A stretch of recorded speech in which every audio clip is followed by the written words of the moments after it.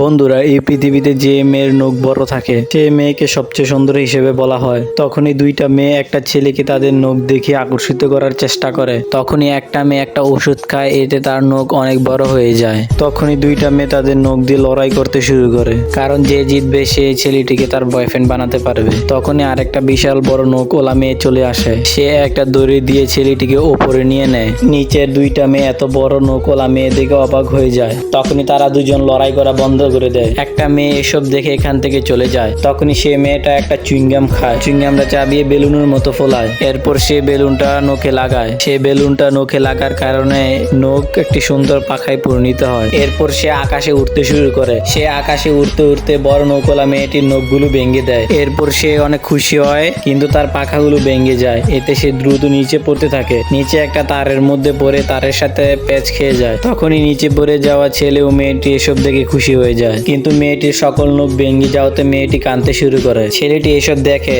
এরপর তার পকেট থেকে একটা নীল কাটার বের করে। ছেলেটি জাদুর নীল কাটার দিয়ে মেয়ের ভেঙে যাওয়া নখ অনেক সুন্দর করে ফেলে। এরপর তারা দুজনে একে অপরের প্রেমে পড়ে যায়।